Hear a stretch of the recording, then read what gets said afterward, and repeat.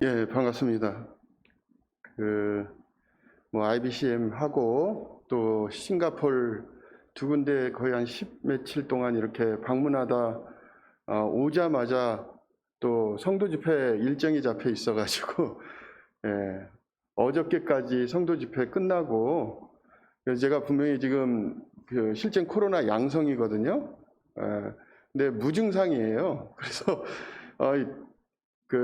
코가 막혀가지고 이비인후과에 갔더니 양성이라고 그래가지고 제가 지금 이제 코로나라 집회 어떻게 하죠? 그랬더니 요즘 무슨 시대인데 양성이라고 집회를 포기하냐고 하면서 오시라고 그러더라고요. 그래가지고 성도 집회를 마스크 끼고 하고 어저께 왔습니다. 어저께 오고 오늘은 또 제가 테스트를 했더니 균이 거의 죽었어요. 나타나지 않고. 그렇지만 이제 우리 형님들 이제 좀 불편하시지만 제가 안전을 위해서 마스크를 좀 끼고 계속 하겠습니다. 걱정하지 않으셔도 되고요. 선이 안 나왔어요. 말랑말랑 하는데 그건 없다고 봐야 되겠죠. 태어나서 코로나를 처음 걸려봤습니다. 유일하게 코로나를 안 걸리는 사람이었는데 외국 갔다 오니까 걸렸습니다. 싱가포르에서 1200명 되는 교회도 가고 앙목교도 가고 하여튼 배울 것도 많이 있고 또 앞으로 우리가 어떻게 조심해야 될 것, 또 뭘 준비해야 될지 이런 것들을 좀 나름대로 이제 경험할 수 있는 그런 기회가 됐고, 또 이제 뒤에 우리 윤명수 형님께서 또 IBCM에 대한 내용을 이제 좀 간략하게 하실 것이기 때문에 제가 오늘은 저한테 맡겨진 주제에 대해서만 간단히 이렇게 말씀을 드리겠습니다. 실제는 책 소개하는 시간이고요.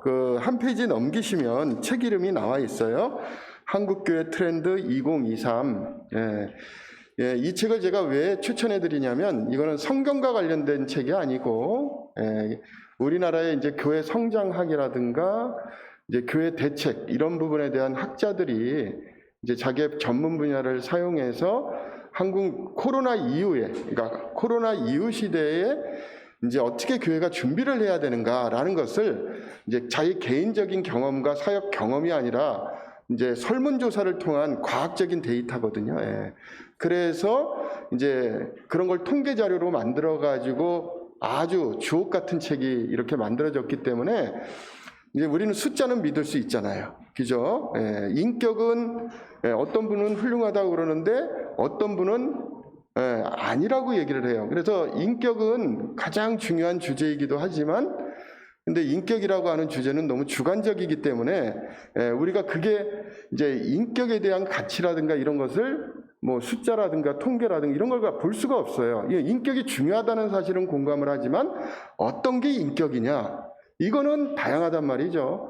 그래서 우리가 사역을 하거나 사역을 위한 무엇인가를 결정하려고 할 때는 되도록이면 과학적인 데이터를 가지고 참고해서 하다 보면은 이제 실수를 좀 최소화하지 않을까 이런 생각이 들어서 이 자료를 좀 같이 살펴보려고 하고 있습니다. 그리고 여기 있는 내용은 간단하게 이제 끝부분에 동영상 10분짜리로 저희가 같이 한번 볼 거예요. 그러면 제가 한번 설명하고 여기 있는 내용을 다시 한번 리마인드를 할 거니까 한번 보시고 나는 이거는 우리 교회 필요 없어. 이거는 한번 도입해 보면 좋겠다. 이런 생각을 가지시면서 각 지역교회에 맞는 나름대로의 어떤 방향 이런 것들을 찾으셨으면 좋겠습니다.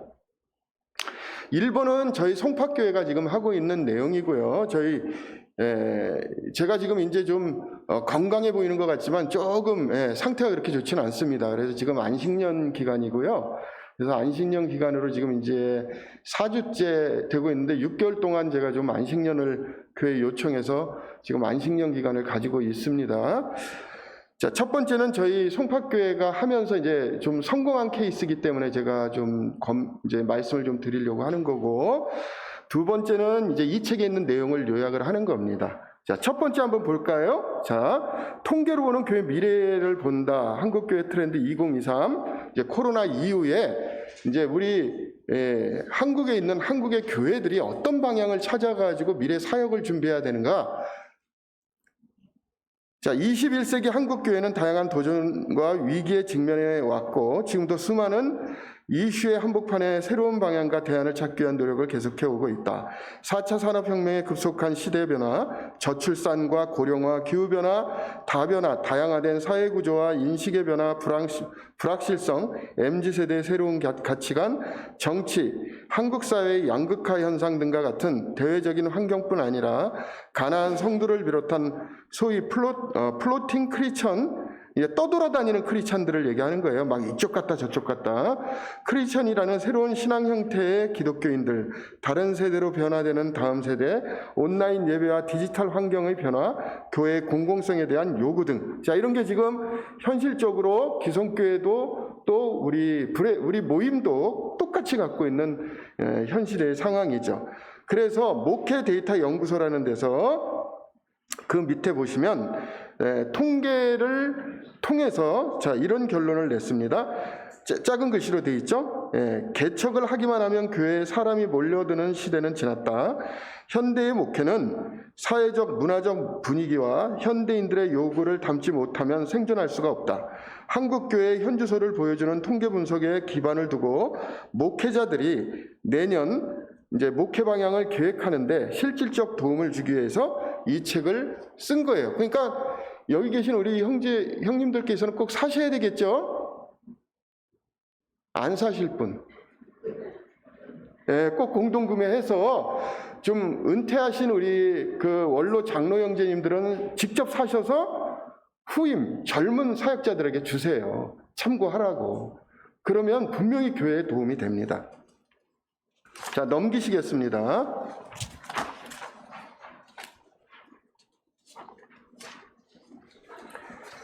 자, 넘기시고 두 번째 줄, 목회데이터 연구소가 기아 대책과 대한예수교 장로회 통합소속교회 전국 담임 목사 981명을 대상으로 설문조사를 한 결과 사회적 거리두기 해제 이후 현장 예배 참석자는 코로나19 이전보다 평균 30%가 감소했다라고 하는 거는 이거는 우리는 그냥 숫자를 보니까 이 정도구나 그러지만 교회를 문을 닫아야 되는 상황입니다. 이 정도면. 교회 운영이 안 된다는 거예요. 그러니까는 우리는 조금 아닌 것 같아요. 우리는 이런 지금 여기 있는 장로교처럼 직접적으로 이 현실감 있게 이런 상황을 직접 경험하지는 못하고는 있지만 우리는 이런 게 지금은 이만큼은 아니지만 서서히 나타나기 시작할 겁니다. 이미 익숙해져 있어요. 이런 환경에 대해서. 지난 4월 18일 정부의 사회적 거리두기 전면 해제 이후 목회데이터 연구소에서 실시한 개신교회 조사 자료에 따르면 주일 예배를 반드시 교회에서 드려야 한다고 대답한 응답자는 34.1%다. 반면 61.1% 응답자는 주일 예배를 온라인 예배나 가정 예배로 대체할 수 있다라고 얘기를 한 게 이게 팩트입니다. 팩트예요. 그러니까 이거는 우리가 인정하든 인정하지 않든 이게 이제 사실이기 때문에 이걸 이제 감안하는 가운데서 우리 모임도 미래의 사역을 준비를 이제 해야 된다는 것이죠. 그죠? 자, 그리고 이제 이 책에 있는 내용을 좀 정리를 하면, 자, 이런 양상의 크리스천들이 이제 양상이 됐다는 거예요. 코로나 이후에. 첫 번째, 밑에 1번 보이시죠? 자, 맨 밑에. 자, 이거 플로팅 크리스천이라고 해서 이제 떠돌아다니는 크리스천들이 생겼어요. 코로나19 매주 예배 모임에 참석할 수 없게 돼 여러 교회의 예배를 떠돌게 된 개신교인들, 플로팅 크리스천이란 전통적인 신앙 생활을 벗어나서 자유로운 신앙 생활을 추구하는 자들로 코로나19로 인해 불가항력적으로 이제 생기게 됐는데, 이제 저희 같은 경우는 이제 그 유튜브 예배라고 그래서 이제 어떤 이유든 유튜브를 접했는데 아주 훌륭한 어떤 여자 목사님이 설교하는 걸 누군가 접했어요. 너무 좋대요. 그래서 제가 소개를 받아서 들었는데 진짜 좋아요. 그래서 이분은 교회를 안 나옵니다, 지금. 주일날 그거 들어요. 너무 좋대요. 무슨 얘기인지 아시죠? 이런 상황이 우리 지역교회에서는 이제 기성, 장로교나 이런 교회보다 아주 두드러지게 나타나지는 않지만 이런 사람들이 가만히 있지 않잖아요. 그죠? 우리 모임의 가장 큰 특징 중에 하나가 뭐냐면 자기가 좋으면 다른 모임의 성도들에게 전화를 해서 이거 들어봐, 저거 들어봐, 이거 좋다. 이렇게 하나요? 안 하나요? 안 하나요? 나는 하는 줄 알았는데. 그렇게 하잖아요. 영향을 미치잖아요. 그러니까 이런 취약성이 우리가 걱정한다고 해서 사라지고 그런 게 아니에요. 이제는 그런 걸 들은 사람들이 야, 이거 들어봐라, 저거 들어봐라, 이런 상황이 되기 때문에 우리가 이런 생각들을 꼭 하고 있어야 된다는 것입니다. 자, 밑에 이제 책에 있는 내용을 직접 사서 보시면 이렇게 늘어나고 있어요. 이런 사람들이. 예, 이렇게 움직이면서 교회는 안 다니고, 교회는 뭐 다 나오긴 나오는데 2주 정도는 빠지면서 집에서 그냥 유튜브를 가지고 가정 예배를 스스로 들으면서 영적인 필요를 채우고, 교회는 빠지면 안 되니까 뭐 한 달에 1번, 2번 뭐 이렇게 나오는 크리스찬들이 또 생길 수 있다라는 것입니다. 그리고 두 번째는 스피리추얼 반 not religiously 돼 있는데요. 이거는 뭐냐면 교회를 벗어나 홀로 신앙생활하며 영적인 것을 추구하는 크리스찬이에요. 아까보다 좀 더 적극적이죠. 이건 아예 교회를 안 가요. 그래서 자기가 필요한 영적인 면이 있잖아요. 근데 자기가 출석하고 있는 그 지역교회에서 이러한 영적인 면을 채워주지 못하면 그걸 채우기 위해서 가는 거예요. 그러니까 요즘 우리 지역교회라고 하는 개념이 점점 사라지고 있잖아요. 그죠? 예전에는 어느 지역으로 이사 가면 가까운 지역교회가 좀 연약하고 부족하고 은사가 부족하더라도 그 지역교회를 돕는 게 우리의 매너였었어요. 그 선택의 여지가 없이 또 장로 형제님도 연약하지만 도와야 된다. 그게 주님의 뜻이다 했는데 요즘은 KTX를 타고 가도 서울에서 직장 생활하고 대구로 내려가서 신앙생활합니다. 저희도 서울 송파교회이지만 송파 지역에 사는 사람이 10%, 15%? 저도 오산 살아요. 평택에서 옵니다. 예전에는 평택에 있는 사람은 어떻게 했어요? 평택 가까운 교회를 다니라고 그랬죠. 그렇게 추천을 해도 안 간대요. 자, 우리 지역교회가 영향을 받고 있나요? 받고 있지 않나요? 원래 이게 대답을 잘 안 하시는 분위기죠?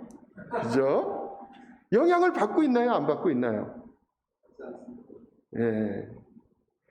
우리도 실제는 이런 상황들을 직접적으로 여기서 얘기한 대로 우리는 이제 교파교회가 아니니까 똑같이 받진 않더라도 우리가 이런 걸 인식을 하면서 이제 준비를 해야 될 시기는 분명하다. 이런 말씀을 좀 드리겠습니다. 그리고 이제 시간 되실 때 그 뒤에 있는 책에 있는 내용을 보시면 좀 도움이 되고요. 세 번째 넘기시면 이제 세 번째가 또 나오는데요. 자, 3번. 이제 죄송합니다. 제가 이 아마추어를 해가지고 밑에 페이지를 못 넣습니다. 죄송합니다. 자, 몇 장 넘기시면 거기 3번 보이시죠? 찾으셨나요? 네, 하이브리드 처치. 예, 이런 형태가 나타나요. 하이브리드 처치. 뭐 이름은 좀 멋있는데 어쨌든 하이브리드가 나오면은 뭔가 결합됐다는 거예요. 자, 온라인하고 오프라인의 장점을 균형 있게 활용하는 교회, 하이브리드 처치라고 하는데요. 온라인, 오프라인을 동일하게 활용하고 두 영역을 유기적으로 연결하는 교회를 뜻하며 온라인에서는 접근성과 효율성을, 오프라인에서는 의미와 경험을 추구할 수 있다. 어느 한 곳만 집중되지도 우선시되지도 않고 온라인, 오프라인 두 영역이 균형 있게 이루어져야 된다라고 하면서 교회 방향을 아예 이렇게 셋업을 하고 나서 제가 앙목교를 갔는데 앙목교하고 또 다른 교회 한 군데를 방문했거든요. 앙목교에서 자랑스럽게 우리한테 첫 번째로 보여준 것이 방송실인데 우리 GNTV보다 더 좋았습니다. 죄송합니다, 형님. 시설이 더 좋았어요. 저는 앙목교는 저희 한국 모임보다 더 보수적인 교회라고 생각을 했거든요. 근데 앙목교조차도 굉장히 변하고 있습니다. 그리고 미디어 이거에 대한 중요성을 코로나를 경험하면서 알게 됐어요. 그래서 아예 우리 GNTV가 그거 있어야 돼요. 제가 항상 강조하는 건데 아예 스튜디오를 따로 꾸몄습니다. 방송할 수 있도록. 조명도 다 설치를 하고 앙목교가 그 정도예요. 그러니까 하이브리드 처치죠. 이제 우리는 이런 게 있잖아요. 신앙은 꼭 모여서만 해야 된다. 이런 게 있잖아요. 근데 이거는 실제는 선입견입니다. 그렇게 할 수 있으면 그런 게 좋지만 지금은 코로나 시대 이후에 사람들에게 익숙해진 것들이 있단 말이에요. 그런 걸 우리가 거부하면서 성도들의 필요를 채워주지 않으면 성도들은 그걸 포기하는 게 아니라 다른 기성교회가 하는 것을 접하게 돼요. 그럼 우리는 어떻게 해야 됩니까? 우리 콘텐츠를 만들어야 되겠죠. 우리 교회 콘텐츠를 만들어야 되겠죠. 그렇죠? 그렇기 때문에 성경에 없는 것을 가지고 이렇게 해야 된다. 내가 지금까지 했기 때문에 이렇게 안 하면 안 된다. 이런 식의 접근이 아니라 성경에서 열어놓은 것은 변할 수 있는 것은 최대한 변하고 성도들의 필요를 채울 수 있는 것은 미리 움직여서 그것을 준비하게 된다면 다른 교단의 모 역사 교수님이 말씀하신 대로 불에 들으는 가능성이 있다. 이렇게 얘기한단 말이에요. 저희가 직접 얘기하는 게 아니라. 불에 들인 가능성이 있거든요. 우리 모임 가능성이 있습니다. 자, 그 다음에 넘기시고요. 자, 이런 형태의 이제 라이프 스타일이 또 생기는데요. 자, 이거는 모라클 라이프라고 그래서 이건 이제 영어로는 원자 생활이라고 하는 거거든요. 원자. 최소한의 꼭 필요한 관계만 추구하는 생활. 모라클 라이프의 원자들이 최소한으로 결합되어 있는 분자처럼 최소한의 모임을 유지하는 것을 말한다. 코로나19 이후 많은 모임이 사라지고 있지만 꼭 필요한 만남, 모임은 지속되고 있다. 어떠한 상황에서도 사람은 혼자 살아갈 수 없는 존재이기 때문이다. 자, 제가 좀 강조하고 싶은 게 바로 아까 하이브리드 처치하고 이 부분이거든요. 제가 이제 요번에 IBCM 자세히 설명을 하시겠지만 IBCM이나 싱가포르에 있는 정말 성장하는 교회예요. 엄청나게 큽니다. 근데 그런 교회에서 가장 강조하는 게 뭐냐면 소그룹입니다. 소그룹이에요. 자, 소그룹을 유지하려면 뭐가 있어야 되죠? 소그룹 교제가 있어야 되죠. 그죠? 근데 우리는 소그룹을 유지하기 위해서 교제가 필요한데 교제를 어떻게 생각하냐면 좋은 교제가 무엇이냐고 물어봐요. 그래서 좋은 교제를 사서 그걸 사용하는 건데 좋은 교제를 사면 이게 소화가 된 교제입니까? 아니면 같이 보는 교제입니까? 소화가 안 된 교제죠. 그렇죠? 우리가 지역교회에서 소그룹을 통해서 좋은 결과를 만들어내려고 그러면 최소한 리더는 자기가 사용하고 있는 교제의 베테랑이 돼야 돼요. 그러니까 소화된 교제를 사용해야 되는 거죠. 그것이 엠마오 교제가 됐던 어떤 교제가 됐던 소그룹을 유지하는 데 가장 중요한 게 교제인데 교제는 좋은 책이 중요한 게 아니라 그 소그룹 리더가 그 자기가 사용하고 있는 그 소그룹 교제에 대해서 소화를 충분히 하는 거예요. 그러니까 대부분 성장하는 교회는 뭐냐면 자기 교회에 맞는 소그룹 교제를 끊임없이 만들어내요. 앙목교는 10년 이상께 쌓여 있다고 그러더라고요. 다른 교회도 계속해서 문서팀이 있어가지고 이런 주제로 우리 교회가 이제 올해는 이렇게 가르쳐야 된다라고 하면은 교제를 따로 만드는 팀이 있어요. 그러면 이제 목회를 하는 이제 장로 형제님들과 끊임없이 소통을 하면서 우리 교회에 맞는 소그룹 교제를 만들어내요. 그런 게 계속 쌓이는 겁니다. 지금 우리 실정에서는 당장 그렇게 해라 그러면 쉽지가 않지만은 그래도 우리가 이제 엠마오 교제라든가 나름대로 이제 임시 방편으로 근데 조금 아쉬워요. 저도 엠마오 교제를 쓰지만 너무 오래됐고 현실감이 떨어져요. 한 예로 성경에서 가르치는 여성 그 교제를 쓰는데 지금 자매들이 돈을 벌거든요. 근데 거기서는 뭐냐면 자매들은 가정에서 아내의 역할을 잘해야 된대. 육아를 형제가 하고 있는 형편인데 자매는 돈을 벌고 있는 형편인데 그거 진짜 주제 나누기 힘들어요. 그러니까 제가 이런 말씀 드린 건 뭐냐면 약간 극단적이긴 하지만 좀 올드합니다. 엠마오 교제 좋은 교제예요. 그래서 이제 제가 좀 제안드리고 싶은 거는 뭐냐면 이제 우리가 이제 경인 지역이기 때문에 여기에서 이제 좀 그런 팀을 만들어서 우리 서울이나 인천 지역에 뭐 청소년 사역이라든가 이런 사역을 위한 문서팀을 만들어서 우리 청년들을 위해서는 이런 주제를 가지고 우리가 서울 경인 지역에서 가르치자 해가지고 그런 교제를 만드는 거예요. 만들어서 같이 공유하는 거죠. 제가 오늘 말이 너무 많죠? 자, 그 다음에 넘기겠습니다. 자, 5번째. 자, 지금 제가 몇 가지 강조했죠? 자, 첫 번째 뭘 강조했습니까? 하이브리드 교회, 그죠? 온라인과 오프라인을 같이 병행하는 교회. 두 번째는 뭐를 강조했죠? 원자교회, 소그룹을 강조하는 교회. 소그룹. 살 길은 소그룹밖에 없다. 이 통계에도 나와요. 여기 보시면은 제가 보진 않았지만 소그룹을 운영하는 교회가 교회에 대한 소속감을 많이 갖습니다.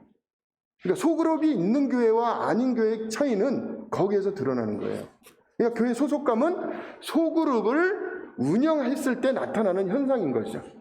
자, 그 다음에 이제 세 번째 제가 강조합니다. 5번. 뭐죠? 액티브 시니어예요. 액티브 시니어. 자, 연령에 구애받지 않고 활동적이며 새로운 시도를 하는 노인 세대. 액티브 시니어는 은퇴 이후 소극적으로 사회활동을 하던 기존 노인 세대와는 달리 적극적으로 사회활동을 하는 새로운 노인 세대로 자신들을 위한 삶을 살아간다. 초고령 사회를 앞두고 있는 지금 자기개발과 여가활동, 새로운 관계 맺기에 적극적으로 임하는 액티브 시니어는 더욱 증가하게 될 것이다. 여러분, 앞으로 10년 후에는 50대, 60대가 굉장히 교회에서도 주도적인 역할을 할 겁니다. 지금 우리가 나이를 많이 먹고 가는데 특히 이 수도권 지역은 실제 강남 같은 데 한번 보세요. 거기에 이렇게 길거리 다니시는 분들은 전부 다 65세 이상이에요. 가끔 청년들이 있는데 이거 취업 못한 부모님과 같이 사는 청년들, 이런 시대가 되고 있거든요. 그러니까 우리가 경인 지역은 다른 지역에 비해서 노령화 환경이 굉장하게 빠르게 진행이 될 겁니다. 서구 교회에서 바로 실패한 게 바로 그 노령 인구에 대한 사역을 개발하지 못하고 젊은 사람들만 생각을 했다가 결국 어떻게 됐습니까? 교회가 어려워진 거예요. 노령 인구들이 많아지고 있는데 이런 사역을 준비하고 있지 않아요. 그래서 제가 농담 삼아 이런 얘기를 합니다. 교회 개척을 하는데 65세만 나올 수 있는 교회를 모임해서 빨리 개척해야 됩니다. 우리 교회는 65세 이하는 못 들어와. 좋아하실 줄 알았는데 안 좋아하시네요. 예. 이렇게 능동적으로 생각을 하는 거예요. 얼마나 좋습니까? 건강한데 65세인데 그리고 생활도 다 안정이 되어 있으세요. 그렇죠. 65세가 가장 이상이 가장 안정되어 있습니다. 안정된 교회예요. 그런 교회는 선교도 도울 수 있고 사역도 도울 수 있고 기도로 함께 할 수 있고 젊은 사람들보다 할 게 더 많이 있습니다. 그래서 이런 것도 준비를 해야 된다. 예, 그런 말씀을 좀 드립니다. 자, 그리고 넘기시고. 자, 이제 6번째인데요. 자, 뭐라고 되어 있죠? 6번째는? MG죠, MG. MG 세대 들어보셨죠? 그죠? 예. 자, 이 MG 세대는 쫓아가면 도망가요. 그러니까 자꾸 교회에서 이래 그러면 도망갑니다. 형제 이거 좀 하지 그러면 도망가요. 이걸 MG 세대라고 하는 거예요. 최신 트렌드와 이색적인 경험을 추구하며 끊임없이 변화하는 젊은 세대를 MZ세대라고 하는데요. 1980년대 초 2000년까지 세기 말 출생한 밀레니엄 세대와 1990년대 중반과 2000년대 초반 출생한 Z세대를 통치하는 말이다. 디지털 환경에 익숙한 MZ세대는 모바일을 우선시적으로 사용하고 최신 트렌드와 남과 다른 이색적인 경험을 추구하는 특징을 보이며 개인을 중요시한다. 실제 교회를 출석하고 있는 청년 중 교회를 떠나고 싶은 사람은 얼마나 될까? 앞으로 10년 후 교회 출석에 대해 36%는 가나안 성도, 그러니까 떠도는 성도죠. 이동하거나 기독교 신앙을 아예 버릴 것이라고 응답했다. 현재 교회 출석 청년의 3분의 1 이상이 앞으로 교회를 떠날 것이라는 것이다. 예. 자, 이런 통계, 이거 팩트라니까 이거 과학적인 거예요. 통계로 나타난 겁니다. 예. 이걸 그냥 무시하면은 안 되는 거예요. 이런 현상이 이제 있을 거라는 것입니다. 그러니까 대책을 마련해야 되겠죠. 그렇죠? 그 다음에 이제 7번째, 이제 온라인 교회예요. 자, 온라인, 오프라인, 그리고 가정에서의 신앙교육을 아우르는 교회예요. 여기는 이제 뭐냐면은 약간, 아까 하이브리드하고 다른 게 뭐냐면은 이제 중요한 건 자녀잖아요. 그죠? 이 자녀를 책임지는 것을 이전에는 교회가 자꾸 하려고 그랬었는데 주일학교나 학생이나 이게 아니라 이제 부모가 책임질 수 있도록 이제 방향을 바꿔야 된다는 것입니다. 그러니까 부모 교육을, 부모가 신앙 안에서 자녀 교육을 잘할 수 있도록 부모 교육에 철저히 할 수 있는 이 교회, 이게 앞으로 MZ세대를 잡을 수 있는 그런 하나의 방안으로 이렇게 연구 결과로 나왔습니다. 연구 결과로 나왔습니다. 자, 넘기시고요.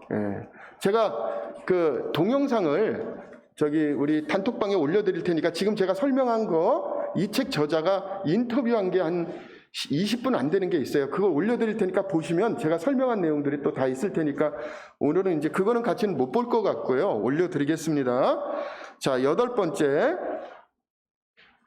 자, 이거는 이제 저 개인적으로 생각할 때, 뭐 동의하지 않는 분들도 계시겠지만, 저 개인적으로 생각할 때, 이제 우리 지역교회가, 우리 모임이 가장 취약하다고 생각하는 부분입니다. 뭐냐면은, 이제 퍼블릭 처치예요. 퍼블릭 처치. 이거는 뭐냐면, 교회의 공공성을 강조하고 지역사회와 연계하며 신뢰를 회복하는 교회. 퍼블릭 처치는 교회의 공공성을 강조하는 의미로 코로나19 기간 중 교회의 대응에 대한 사회적 비난을 돌아보며 긍정적인 사회적 연대, 마을 목회 등을 통해 낮아진 신뢰를 다시 세우는 것을 말한다. 자, 우리가 코로나 기간에 교회에서 가장 치명적인 게 뭐냐면 교회 신뢰도가 엄청나게 떨어졌다는 거죠. 그래서 실제 통계로 보면은 신천지 때문에 떨어진 것보다 더 많이 떨어진 게 뭐냐면 광화문 집회예요. 태극기 집회라고 하는 거. 제가 뭐 태극기 파냐 아니냐 이거 얘기하는 게 아니라 이제 신앙과 관련 없는 사람들이 그런 모습을 보고 교회에 대한 부정적인 인식이 굉장히 많이 생겼다는 겁니다.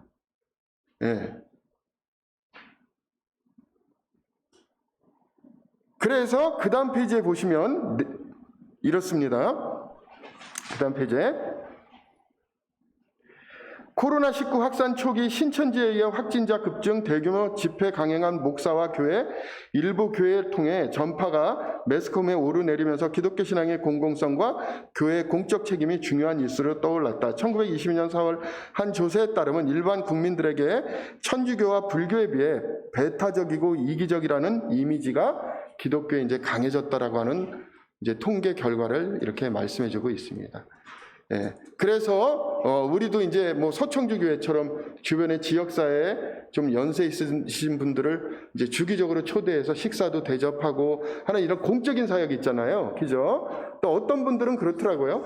막 이렇게 해가지고 막 길거리에서 복음을 전하는데 누구도 관심이 없어요. 그 사람이 복음 전하는 데 대해서. 근데 이 사람이 어느 날 이렇게 하다 보니까 비가 엄청나게 많이 왔는데 이렇게 보니까 맨홀 뚜껑 이렇게 좀 뭐가 먼지 이렇게 막 쓰레기 같은 게 쌓여가지고 물이 그냥 제대로 흐르지 않고 막 겉으로 넘치는 거예요. 그래서 이 사람이 이제 복음을 전하는 걸 멈추고 그냥 그 더러운 걸 갖다가 막 손으로 이렇게 막 해가지고 그런 그 맨홀에 흐르는 그 막힌 부분 있잖아요. 이거를 그냥 막 옷에 막 그 지저분한 그 시궁창 그걸 하면서 이걸 한 거예요. 많은 사람들이 그런 거 하기 싫잖아요. 지나가면서 그냥 본 거예요, 그거를. 근데 그분이 뭐예요? 전도지를 돌려줬던 사람이에요. 근데 이분이 가만 정장을 입고서 전도지를 전달할 때는 전혀 관심 없어요. 왜? 저 교회 나오라고 하는 거겠지. 그랬는데 이분이 그 지저분한 맨홀 뚜껑에 가가지고 그걸 막 그걸 묻어가면서 막 이렇게 하는 것을 지나다니면서 그 사람들이 보더니 그 다음날 어떤 현상이 벌어진지 아십니까? 상상이 되겠죠? 교회가 어떤 역할을 해야 되겠습니까? 실제는 마가복음에 있는 사람을 낚는 어부가 되게 하라. 이럴 때 이 낚는이라는 단어는 실제는 없는 단어예요. 헬라어 성경에는 낚는이라는 단어 자체가 없습니다. 그게 소유격으로 되어 있어요. 이게 뭐냐면 사람의 어부로 되어 있습니다. 근데 이 소유격을 어떻게 해석해야 되냐면 이때 소유격은 위하여라고 해석을 해야 돼요. 그러면 사람을 위한 어부예요. 이거는 사람을 데려다가 교회에 앉혀가지고 막 이걸 하라 이런 뜻이 아니라 고기를 잡아다가 사람을 섬기라는 말씀이에요. 그들의 필요를 채우라는 것입니다. 그들에게 먹을거리를 주라는 거예요. 복음을 위해서. 무슨 얘기인지 아시죠? 생명이 없는 사람을 데려다가 교회에 앉혀가지고 막 복음 집회해가지고 이런 게 아니라, 그것도 한 방법이지만 주님께서 제자들에게 가르쳐 주신 복음의 방법은 네가 고기를 잡아서 그 잡은 고기를 가지고 사람들에게 치우라는 거예요. 사람을 위한 어부가 되라는 뜻이에요. 영어 성경은 다 for로 되어 있습니다. 근데 이상하게 없는 단어인 낚는, 이거 없어요. 단어, 낚는다는 단어 자체가 없거든요. 성경에는. 사람을 위한 어부예요.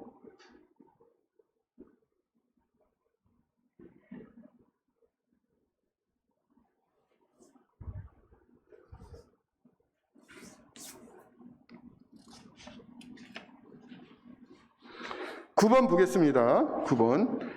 이제 격차교회의 서바이벌 목회. 이제 대형교회와 소형교회가 이제 양극화가 이루어진다는 거예요. 그러니까 우리 지역교회도 그렇죠. 그죠? 기성교회는 더 심해지고 있습니다. 작은 교회는 진짜 문 닫는 교회 엄청나요, 지금. 그런데 큰 교회는 몰리는 현상이 있는데, 우리 한국에 있는 모임은 어떻습니까? 똑같은 현상이죠. 그죠? 우리 모임도 대형 교회가 있잖아요. 그런 교회에 다 몰리는 현상이죠. 그죠? 작은 교회 안 와요. 자, 이런 현상이 이제 극대화된다는 것입니다. 그리고 나머지 10번은 한번 그냥 참조하고 보세요. 자, 그리고 이제 15분 남았잖아요. 이제 15분 하면 됩니까? 15분 됐죠? 자, 동영상은 이제 제가 단톡방에 올려드릴 테니까 그렇게 한번 보시고요. 제가 이제 그 윗부분에 있는 하나됨의 원리로 풀어가는 포스트 코로나 저희 서울 송파교회를 사례를 통해 가지고 좀 간증 겸 이렇게 좀 말씀드리려고 하고 있습니다. 자, 이런 방법은 꼭 책을 사셔서 이제 실제 목회를 하고 있는 장로 형제님들이나 후배들한테 꼭 사서 꼭 참조해서 미래를 준비하는 데 좋은 데이터니까. 통계 자료는 굉장히 중요하거든요. 저는 이런 책이 나오기 전에 통계청에 가서 다 찾아요. 통계청에 가면은 별로 통계가 다 있거든요. 그러니까 그런 사실을 가지고, 그러니까 감정이 아니라 사실을 가지고 대책을 준비하게 되면 실수하는 게 굉장히 줄어들게 되죠. 저희 교회 같은 경우도 저희 교회는 코로나 전하고 코로나 후하고 좀 양상이 많이 달라졌습니다. 코로나 전에는 어려움이 계속 누적되어 있는 상태였었고, 제가 서울 송파교회 온 지가 지금 10년 넘었거든요. 11년째로 생각이 드는데, 뭐 형님들도 아시다시피 저는 뭐 형님들 앞에서 조금 제가 교만하게 얘기를 할게요. 저는 사역 전문가잖아요. 34살부터 전임 사역을 했고, 사람이 배울 수 있는 교육은 거의 다 배웠다고 생각을 합니다, 저는. 그러니까 이론적으로나 경험적으로나 또는 저희 그 모임에서 하는 모든 기간을 다 거쳤습니다. 그리고 제가 모임에 있는 기간도 좋았을 때 들어간 적은 한 번도 없어요. 전부 다 어려웠을 때, 문 닫으려고 했을 때, 제가 필요해가지고 형님들이 저를 불러다가, 열린문 선교 후원에도 가장 어려웠을 때 저를 불렀고요. GNTV는 제가 만든 거죠. GNTV는 제가 주님께서 받아서 우리 김준하 형제님을 거의 제가 2년간 설득해드렸죠. 이게 너무 미래에 필요하니까. 그래가지고 기도하고 형제한테 얘기하고 해서 1,000만 원 헌금을 받고 이렇게 해가지고 시작한 게 GNTV예요. CTI 어땠습니까? 가장 어려웠었죠. 월급도 못 주던 시기에 제가 들어갔습니다. 지금 누가 와도 잘할 수 있어요. 너무나 CTI 멋져졌잖아요. 열린문 잘하고 있잖아요. 그렇죠? GNTV 잘 되고 있잖아요. 자, 서울 송파교회 너무나 잘 되고 있습니다. 너무나 잘 되고 있어요. 코로나 이전에는 방향을 못 찾았어요. 왜요? 이 성도들이 성경 교육을 해야 되는데 공부에 관심이 없어요. 모이라 그러면 안 모이고, 한번 시작하면 이게 출석하지 않으면 안 되거든요. 그러니까 출석을 해야 돼. 근데 빠졌다 나왔다 빠졌다 안 나왔다. 그게 어떻게 교육이 이루어지겠어요? 일꾼을 양성하려면 계속 한 번도 빠지지 말고 참석을 해야 되는데, 이제 그런 걸 계속 하다가 이제 코로나 상황이 딱 되니까는 어떻게 됐습니까? 예, 줌이라는 거 있잖아요. 줌이라는 거. 그래서 제가 줌을 이용해 가지고 성경 교육 프로그램을 뭐 초신자 양육, 복음 전도학교, 뭐 성경을 하는 방법, 성경 전체 해가지고 줌을 이용해가지고 교육 프로그램을 만들었습니다. 근데 그리고 성경 통독반, 읽기반 이런 걸 다 줌으로 이렇게 해가지고 만들어가지고 코로나 기간 동안 계속해서 교육을 했어요. 자, 전임 사역자가 목회 철학이 있잖아요. 지역교회는 주님께서 그 전임 사역자를 통해서 보여주시는 목회 철학을 이루는 거예요. 그러니까 각 지역교회마다 주님께서 주시는 그 목회 방향이 있어요. 우리 교회는 이런 방향으로 가야 된다. 근데 그런 방향을 성도들이 받아들여야지 그 방향으로 갈 수가 있잖아요. 근데 그렇게 할 수 있는 유일한 방법이 교육인데 성도들이 교육을 안 해. 그러면 그 사람들을 어떻게 끌고 갑니까? 그죠? 그런데 이제 저희는 줌이라는 걸 통해 가지고 맨 처음에는 자원에서 할 수 있는 사람을 했는데 소개받고 해가지고 거의 60% 이상이 한 번도 빠지지 않고 거의 다 출석을 했습니다. 그러면서 3년 기간 동안 제자가 이루어졌어요. 그러니까 제가 눈빛만 딱 주면 딱딱 움직여요. 제가 뭘 원하는지. 이게 3년 동안 그렇게 된 거예요. 자, 그렇게 되다 보니까 제가 이제 저의 리더십은 뭐냐면, 형제 이거 해.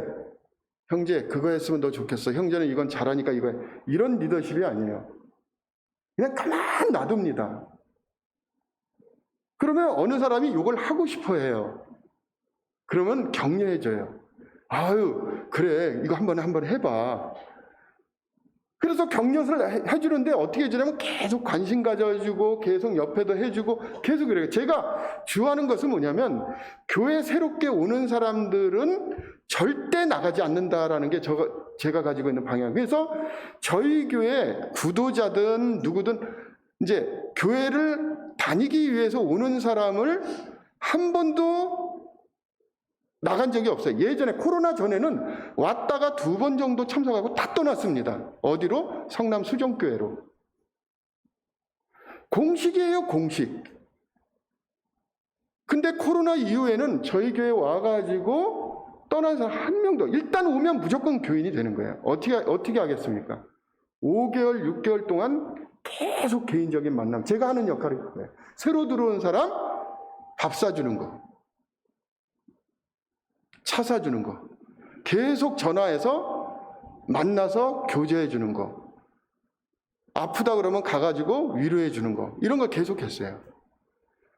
맨 처음에는 제가 너무너무 힘들어가지고 이런 역할을 좀 성도들이 대신해 줬으면 좋겠다 그러는데 대신해 주는 사람이 없어요. 그래서 왜 저걸 안 할까 그랬더니 다들 지쳐 있어. 근데 보니까 저도 지쳐 있더라고요. 그래가지고 지금 제가 좀 몸이 아픕니다.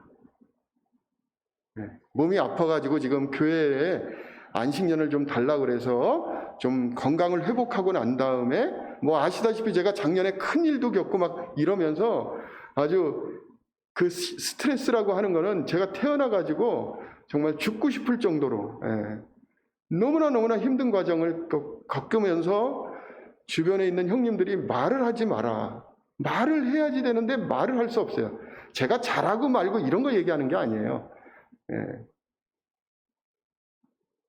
제가 형님들한테 배운 대로 인내하라고 그래서 인내했어요. 근데 이제 제 몸은 그걸 견디지 못하는 거예요. 그래서 이제 제가 이제 좀 몸이 아파가지고 6개월 동안 지금 안식년을 갖고 있는데, 아주 좋은 시기에 제가 이렇게 안식년을 가져서 의사가 아주 좋게, 아주 굉장히 좋게 좋은 시기에 왔다고 이렇게 얘기를 하고 있습니다. 자, 자, 이제 5분 남았는데요. 자, 말씀 한번 보겠습니다. 요한복음 17장입니다. 17장 11절.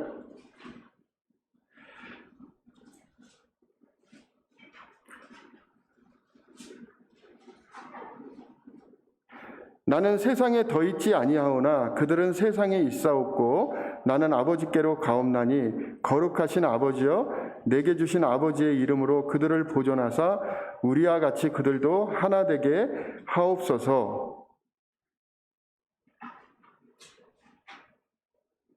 15절입니다. 내가 비옵는 것은 그들은 세상에서 데려가시기를 위함이 아니요 다만 악에 빠지지 않게 보존하시기를 위함이니이다.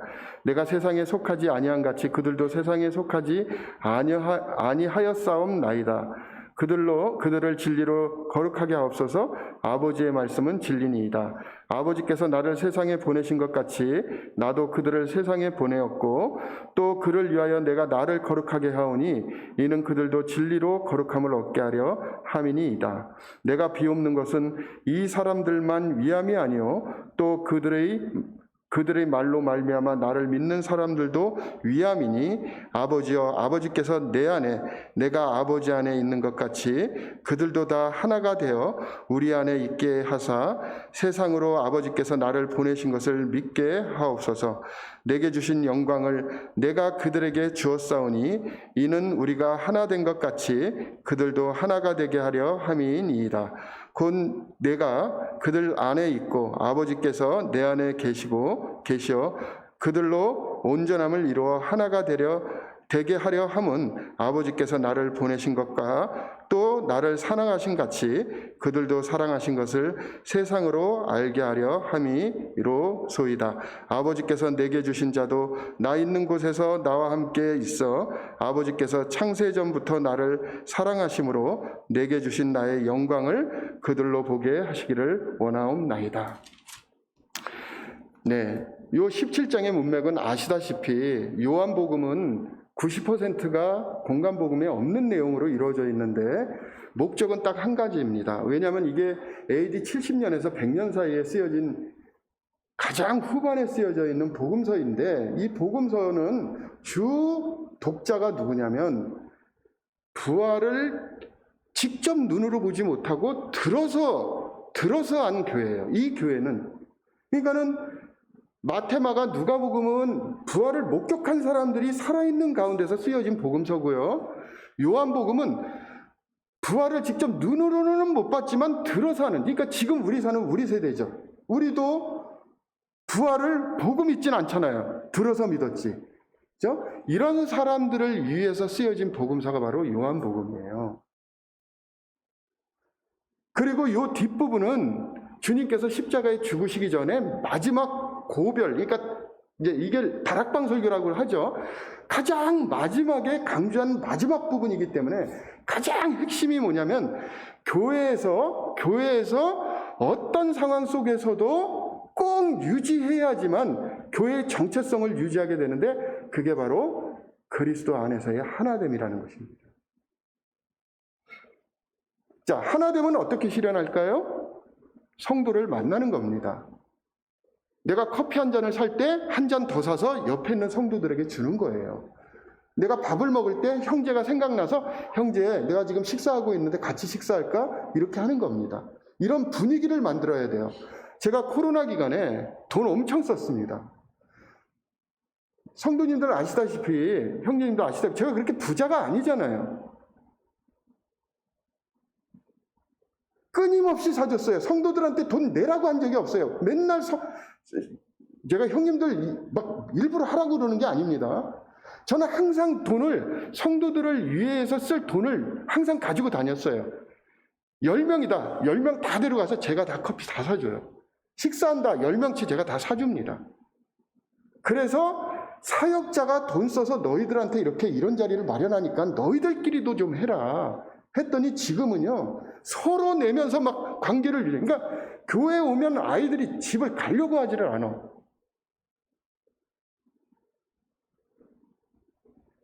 제가 조금 과장되게 얘기한 거 다 아시죠? 아시죠? 여러분, 여기에서 지금 거기에 책에 제가 올려드린 대로 하나 돼야지만 복음이 전달되는 거예요. 하나님의 영광을 볼 수 있는 건 하나 됐을 때만 할 수 있는 것입니다.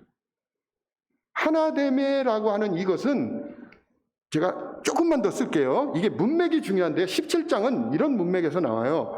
33절 한번 보세요.